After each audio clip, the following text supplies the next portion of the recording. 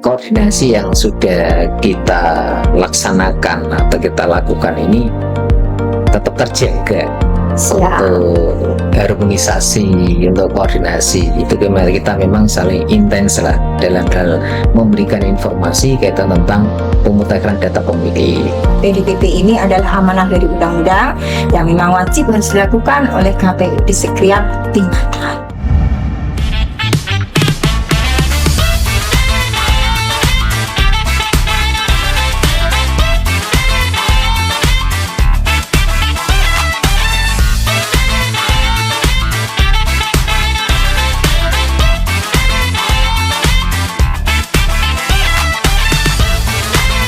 Assalamualaikum warahmatullahi wabarakatuh. Hai teman pemilih, senang sekali bisa menyapa teman pemilih dalam acara podcast Milik Demokrasi KPU Jepara. Pada kesempatan hari ini, senang sekali saya bisa mengundang teman saya, kolega saya yang spesial dari Bawaslu Jepara.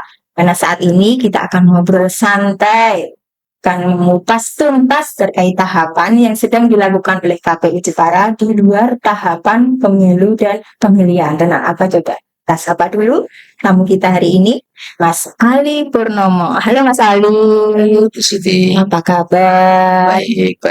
Gimana puasanya? Alhamdulillah lancar sampai saat ini. Alhamdulillah. Teman pemilih, Mas Ali Purnomo ini adalah Koordinator Divisi Pencegahan Parmas dan Humas, sering disingkat P2H, Bawaslu Kabupaten Jepara. Kita mau ngobrol terkait tahapan di luar tahapan pemilu dan pemilihan. Dan sudah kita ketahui bersama bahwa PDPP ini adalah amanah dari undang-undang yang memang wajib harus dilakukan oleh KPU di setiap tingkatan. Nah, Mas Ali, pemutahiran data pemilih berkelanjutan yang sudah dilakukan oleh KPU yang dimulai dari triwulan 2 tahun 2025 dan kita sudah kemarin sebelumnya kita undang ya. Iya. Ya, pada bulan Mei 2025 itu kan Bawaslu sangat melekat dengan kegiatan KPU.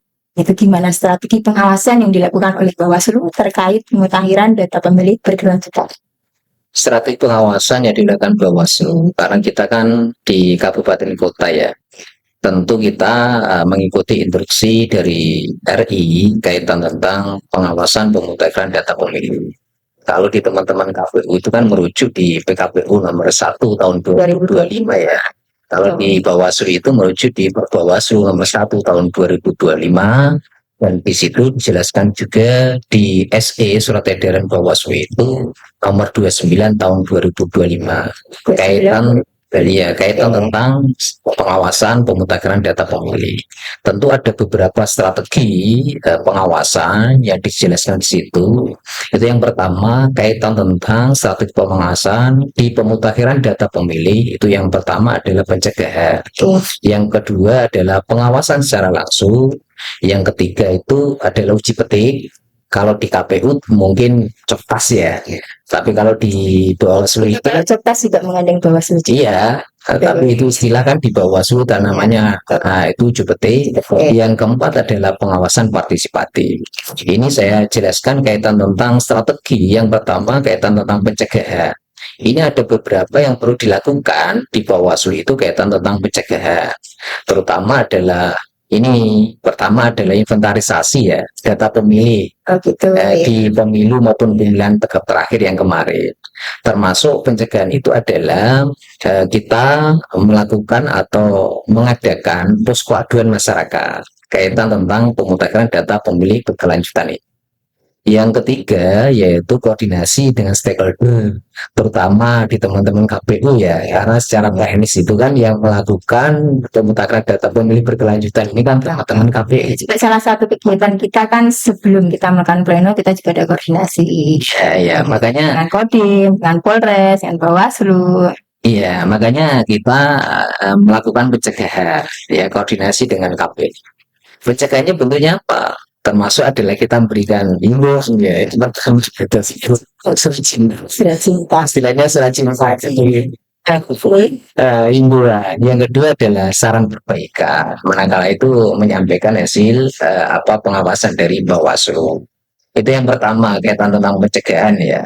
Yang selanjutnya kaitan tentang pengawasan secara langsung. Ini juga ada ketentuannya. Pengawasan secara langsung ini juga kami melakukan pengawasan ya, terutama di teman-teman KPU ya dalam melaksanakan pelaksanaan PDPP ini.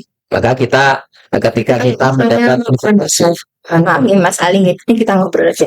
Kalau misalnya pengawasan secara langsung, itu apakah juga termasuk saat kita pleno dengan datang langsung, atau kemudian saat kita melakukan coktas, terus kemudian kita ada Bawaslu, gitu juga namanya kategori ya, kategori dalam pengawasan langsung juga. iya termasuk itu. Karena pengawasan iya melekat, itu pengawasan yang melekat. Makanya termasuk pengawasan di Coktas ya yang dilakukan oleh teman-teman KPU itu juga kita melekat pengawasannya. Yang kedua memang ketika juga setelah pleno itu juga kita mengikuti atau datang ke rapat pleno Memberikan masukan. ya memberikan masukan. Itu bagian dari pengawasan melekat ya, kaitan tentang pengawasan melekat. Yang ketiga kaitan uji petik. Kalau di teman-teman KPU itu coktus namanya ya. Kalau di istilah di Bawaslu itu uji petik. Kita memang karena keterbatasan kami dalam data ya, karena kita tidak mendapatkan DPMK untuk mendapatkan itu teman-teman KPU.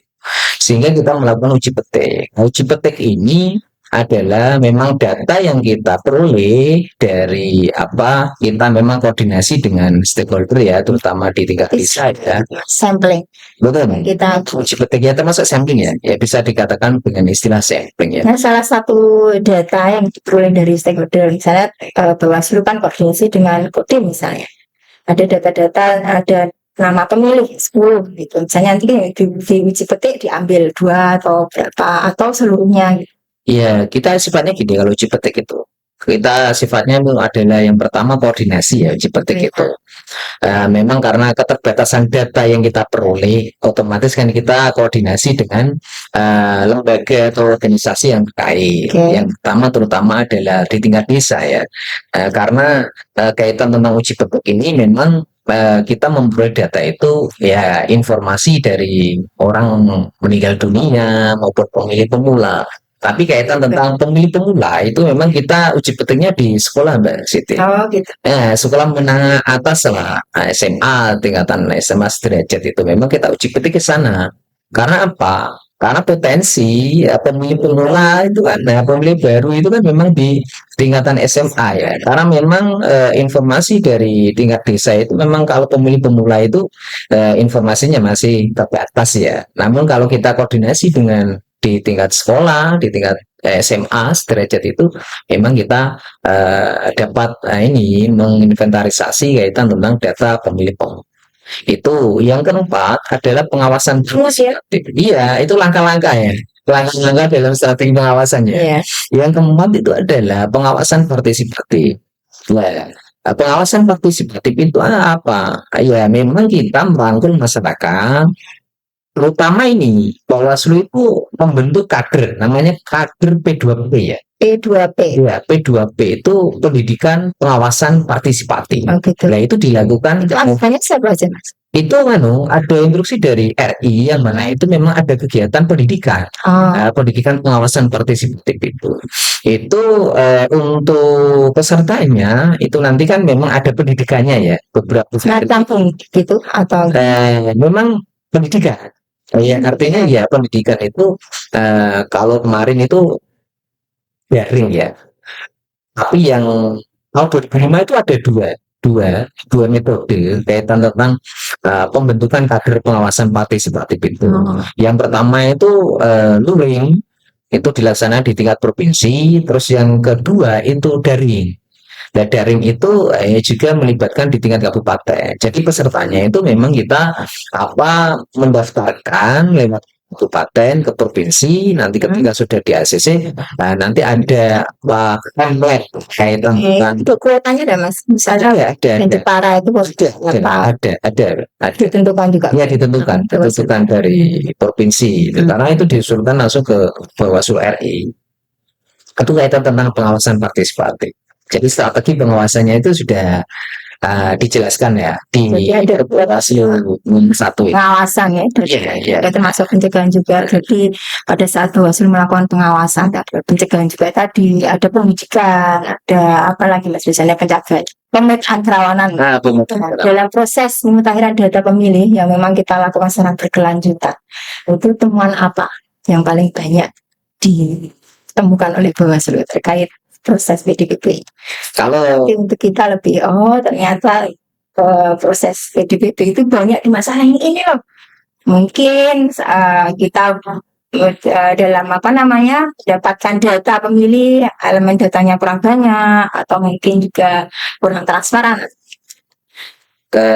sampai saat ini temuan yang sering kita jumpai dan bahkan kita sampaikan ke teman-teman KPU itu kan ya Surat cinta. surat cinta. Surat cinta.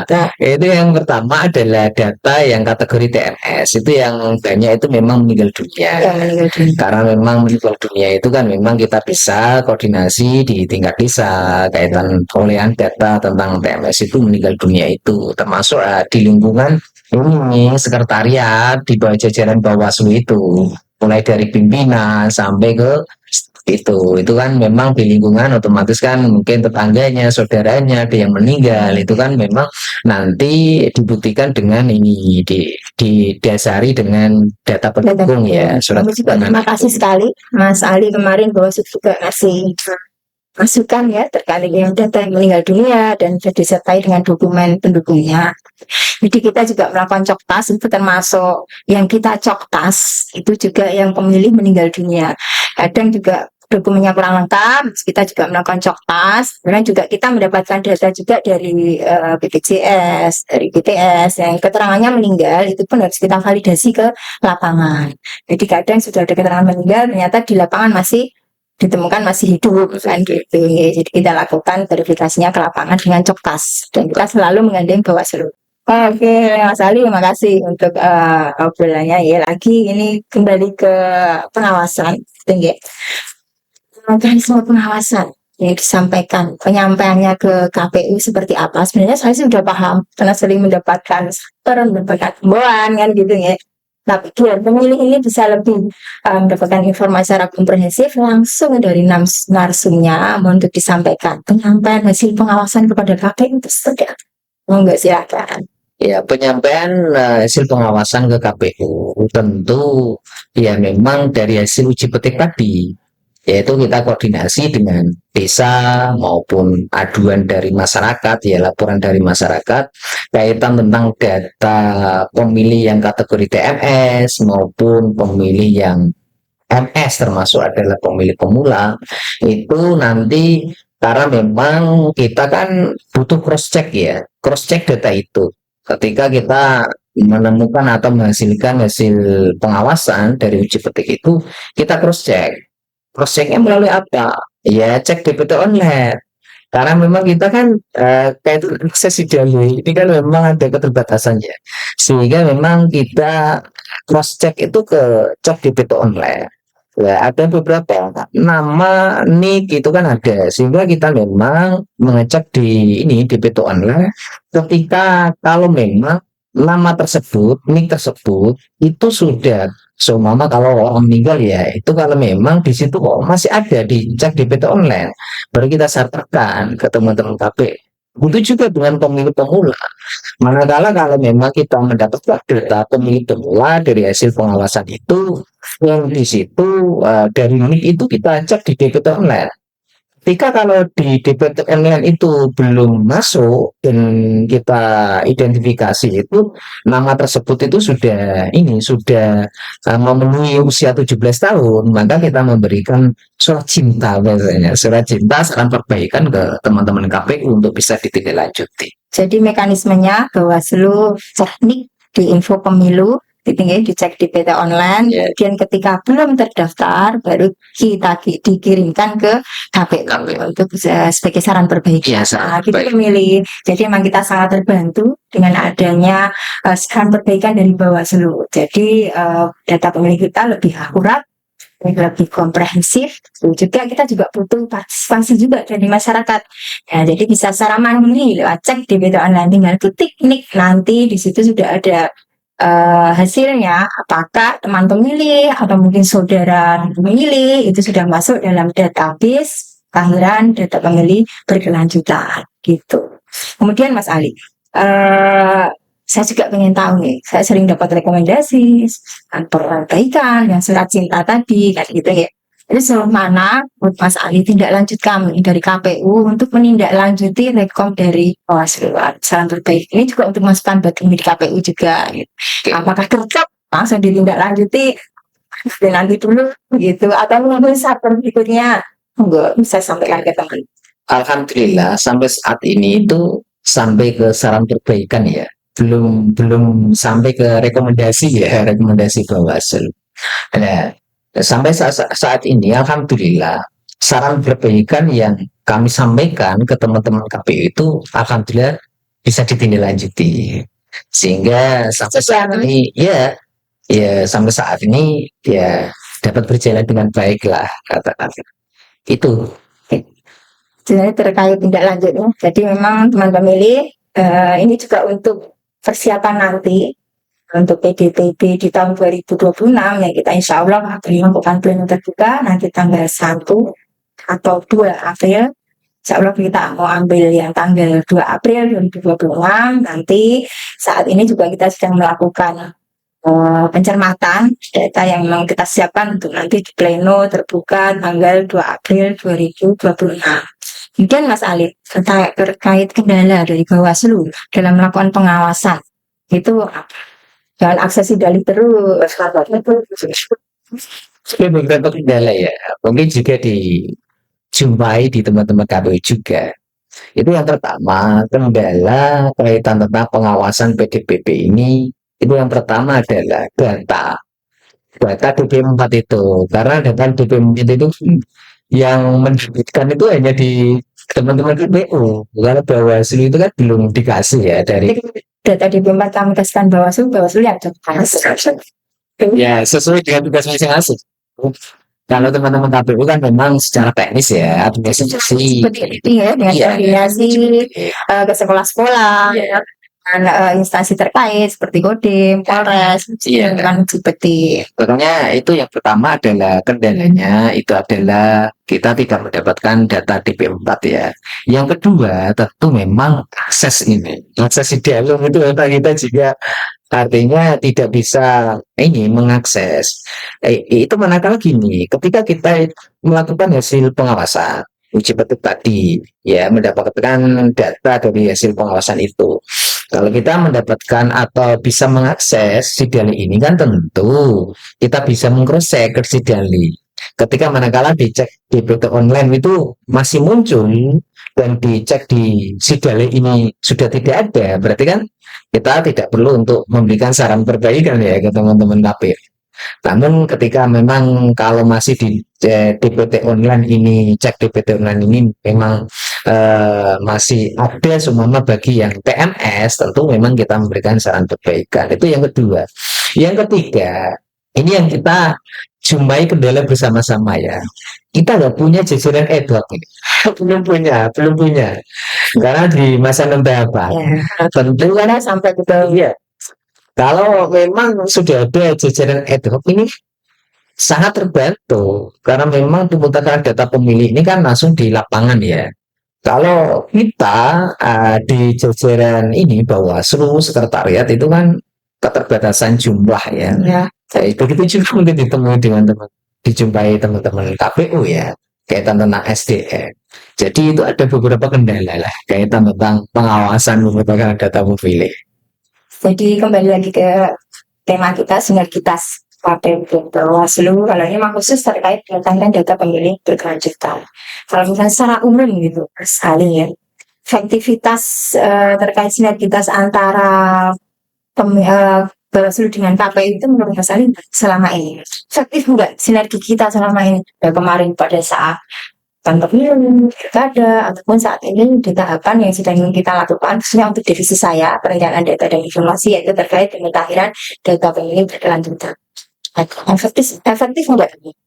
Alhamdulillah sampai saat ini ya, kaitan sinergi ini luar biasa. Baik sekali ya di Jepara. Karena kita memang ini kaitan tentang sinergi ini menjalin sinergi itu kan kita intens ya koordinasi ya Mbak Siti.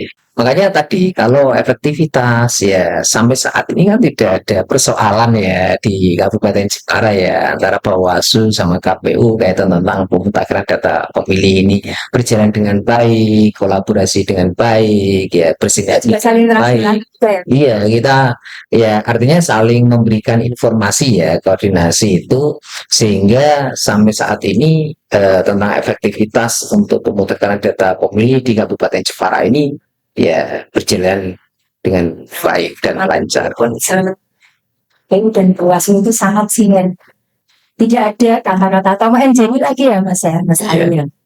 Jadi sekarang udah nggak ada namanya Tom and Jerry antara KPU dengan Bawaslu. Kita sinergi yang memang tujuannya agar semua tahapan baik itu di pemilu, pilkada ataupun non tahapan semuanya berjalan sesuai dengan regulasi, transparan dan akuntabel.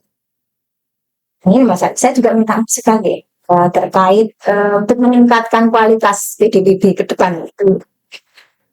Ya, koordinasi yang sudah kita laksanakan atau kita lakukan ini tetap terjaga Ya, untuk harmonisasi, untuk koordinasi. Itu kita memang saling intens lah dalam hal memberikan informasi kaitan tentang pemutakhiran data pemilih agar supaya kayak ngopi bareng.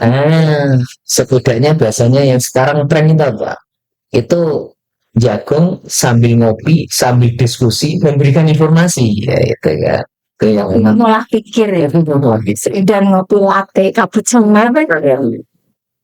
Terima kasih Mas Ali untuk obrolan kita pagi ini terkait pemetaan data pemilih kita yang tadi disampaikan bahwa kita selalu bersinergi apakah itu di tahapan pemilu, pilkada ataupun di non tahapan, bahwa selama ini sinergitas antara KPU dan Bawaslu sangat efektif, sangat membantu kerja kita dan memang terbukti kemarin saat pemilu pilkada Jepara berlangsung aman lancar.